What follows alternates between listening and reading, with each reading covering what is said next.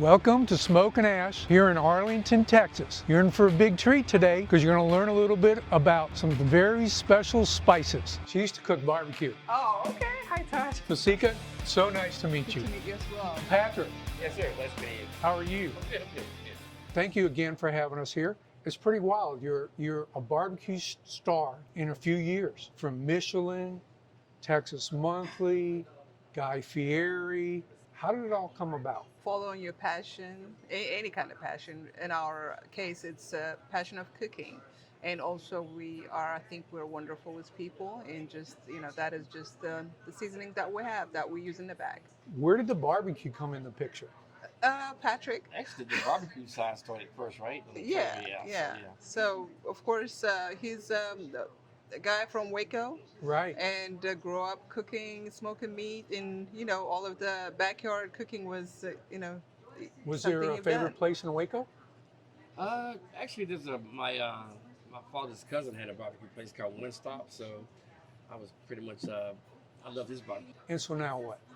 So we met in 1997, and of course I came with a good experience of kitchen, and definitely we combine those two together just to create the smoke and ash barbecue that takes Ethiopian style. Yeah. Where are you trying to go with it now? Well, definitely every day we come in with a new inspiration, just checking this, checking that. So definitely just kind of experiment with more spices and see where we can take Texas barbecue to. So of course, Ethiopians know a good amount of spices, and it's beyond salt and pepper. And we have our own mix we call berbere, which is Call what? berbere. Bere? Yes, Okay. and it is a blend of spice, and it's just it probably have about anywhere from 12 to 16 different spices that mixed in. Are they all from Ethiopia? Definitely, my sister is the the person Ships who's them? just shipping them to us here, and that was hickory smoke, and it's a wonder. It's really good. Has she been over here since you've been here? So many Oh, yeah. times. She was Is here, that right? She was here a few couple weeks ago, Yeah, yeah, she she was went here. back. Is it hard to go back and forth and go, wait a minute, I think I want to move too? Not really, No? because she's She likes well it? settled there, Good for and her. she have her family, and I don't think she wanted beyond vacation. What is the mission that keeps you two so motivated? I think the excitement, the Texas barbecue, they had the fusion, so actually I think it opened doors to a lot of other places barbecue places to infuse their meat too. So I think we kind of one of the leaders in that area, kind of guiding the new world of barbecue. That's right. Yeah. And I'm going to go back to the spices for a minute because I kind of cut you off there. They're unique spices, and what is the effect on the meat? I think it is, of course, the slow cooking. Yes. When it comes to barbecue, and also the smoke, the type of wood Patrick picked to smoke the meat with. Yeah. It just somehow it blends so well, and the berbere spices and even the other herbs that we use, they go perfect with the smoke that we have. Does it have more effect on the brisket or the ribs, or So is it the same on all? we you know what? We use it in a different technique. We Okay. use it on dry rub, for example, on the brisket, Right. and we use it as a glaze on the ribs. Oh, okay. Yeah. So just depends on how you apply it. It just give it its own unique taste. Does it go on your sides? Definitely, yes. Okay. Yes, we have some of the berbere inside the baked beans, and we Mac and cheese. mac and cheese, and we have the collard greens. We use brisket, and therefore the brisket dry rub is already there, which is the Ethiopian spices that kind of give a good complement for the collard green. Did you cook back home? Definitely, I did. Yes, You did? I grew up cooking with my mother. And was that a lot of meat? So Ethiopians fast the majority of the year, Okay. and we go vegan because of religion purposes. And the time that we're not, meat is more of like a feast that I gotcha. celebrate the holiday.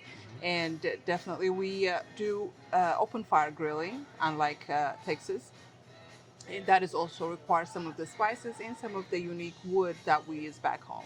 And does going vegan, does that help you today with like your sides of giving them a unique flavor? Definitely, and we even start smoking some of, for example, we have it's seasonal, which we're about to start, is the um, pumpkin, smoked pumpkin Sure. stews. It's Wow. vegan as vegan can be, but you have that smoky flavor again from the hickory wood that give it really bold taste, and it's really good. So looking back, Hmm. what small change did you make that really made a big difference on how your business is today? What was that aha moment? Boy, so Daniel Vaughn, when he came here the first time, tried our barbecue. He enjoyed it, but he didn't write a story about it. But we were like, we kind of prepared for him the second time with the infusing barbecue. And when he came in and tried that, it just like really blew his mind and just took off from there. So that's my biggest part right there. yes, You know, for my Daniel the Vaughn. aha movement for me is um, just trust in the process, which it was kind of hard to break that combining the Ethiopian concept with American cooking. It was just Sure. really hard. I was not too sure if I was gonna hurt anybody's feelings who are traditional, with both the Ethiopian and the Texas side, but just kind of be brave enough to combine the two concepts together was just seeing people eyes lighten up. Excited. That was just, I said, okay, I think we just got something And it's here. so important, so Yes. important. A morning that I came in, I received a phone call from one of the local media personnel, and he said, "Hey, congratulations!" I said, "For what?" "You and Patrick are James Beard semi-finalists for the best chef." I said, "Oh my God!" Wow. So now what? Just Right. the whole thing is just like, hey, this is milestone that we're standing on. Where are we gonna take it from here? It's just kind of make you to coming in here, grind every single day, and just make the best you can be daily. So if you could give a new barbecue owner one piece of advice on an operations or setup, what would it be? I would say being dedicated. You know, it's not something easy. You just can just like open the doors and close at a certain time. You're working long hours and dealing with the customers, employees. So it takes a lot of dedication. It's not easy at all. And I think people think that opening a business is just like really really simple, but it's actually it's not. You know? So not. you're actually married to that business. You know? So yeah. And also consistency is one, which So Patrick says a important. lot about. Oh yeah. The way you season it, the amount of time you smoke it, the temperature you have it under, all of that is key because you cannot have quality of meat one day and the next day fall short You're on absolutely right. Yeah. Absolutely right. it. Yeah. In advising others like I do at Next Step Q, what do you know now that you wish someone like me would have told you 5 years ago? Like what Patrick just said about marrying the business, I wish I knew it was that much of time consuming, or we spend more time here than home or with our family. I wish I knew that before I open it than now. Would you still have done it? Definitely I would. Oh, yeah. Yes. You just would have been better planned for it. Exactly. Mhm. Yes. What are you most known for? And if this is someone's first visit, what would you suggest they do not leave here without trying? Yeah. Definitely the Texas Ethiopian platter. Okay? And that's a platter that has the Ethiopian dish and also the barbecue, which the barbecue have the Ethiopian flavors to it, and the Ethiopian also have the barbecue flavor to it. So it's just kind of, for example, we have a dish called Dora What. It's a chicken stew in Ethiopia, but here it's a chicken stew with a smoked chicken in it. So Wow. the barbecue is there. The Texas part of it is there. And when it comes to the brisket and the pork ribs or whatever, the Texas part of it, it has the Ethiopian spices to complement that Ethiopian side of the Okay. dish. Fasika, will you walk us through each of these items? They look just, can y'all smell that? This is so good. Yeah, I can just smell it. I haven't even tasted anything, but I can tell you how great it smells. Let me ask you real quick about back to the spices. When I smell these are so different than our spices. Most of the spices in Ethiopia, are they on plants? Yes. Okay. Yes. They don't grow out of trees, they grow out of plants. Yes. Okay. And obviously you have the accessibility to get them from Ethiopia. That's right. We don't. If we wanted to come close to any of them, to having those unique flavors that some of these have, what would your recommendations be? How do people do that? Because you Oh. can't buy them here. You know what's good nowadays is you can get you some of these spices on Amazon. It might not be as good as the way you will have it here. There are also some Ethiopian grocery stores in the Dallas right? area. Yes, you can get any of the spices that we use here at those grocery stores as well. And your edge is you know how to make a blend that's unique to Definitely, y'all. yes. I grew up making it with my mother, so yes. Pork rib tips. They're sautéed with, there's some cardamom, rosemary, some vegetable mix, and also some infused with Ethiopian butter, which we call kibe. And we also have here the brisket. It's also have awaze sauce, which is, I mean, of course, I don't want to pass without mentioning the rubs that we use, the Ethiopian rub, and also we finish it up with Ethiopian awaze glaze. And those are the pulled lamb. Again, we have the same kind of spice as the rib tips for it, and somehow they go perfectly, pork and lamb, of course. And you have the pork ribs here that's also glazed with Ethiopian spices. It's and just also with beautiful. some rubs, yeah. And we also have here the dodawat, which is a traditional Ethiopian dish, but the chicken that we use is a smoked chicken.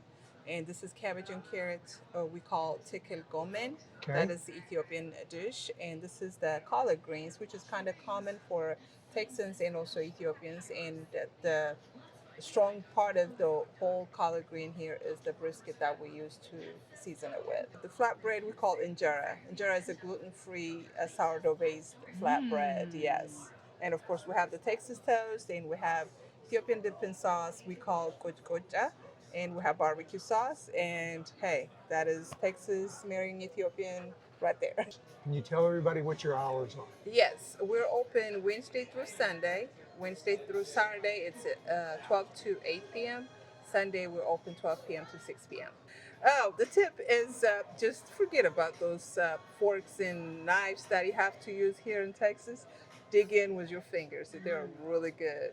Any barbecue role models back in your days when you were first starting this and looking at doing it that really helped inspire you?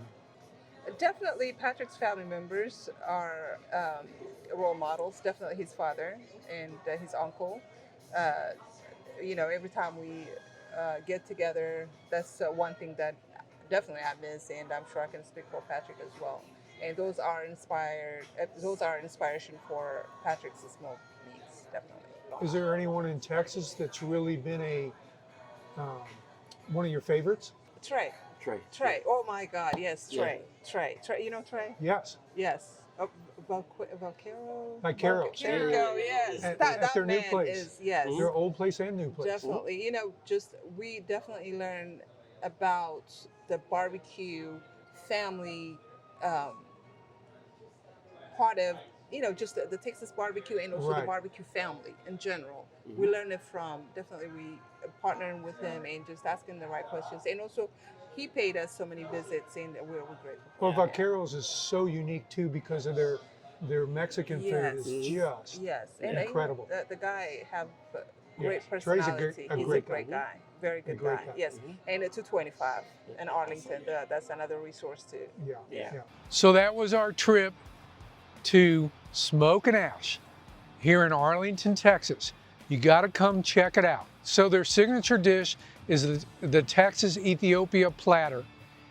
It is so good. It's the best way to try their food, and you definitely want to finish it up with their homemade desserts. After eating a little bit of that spice, you're going to need a little bit of that sweet. Enjoy it and watch Next Up Q for where we go next.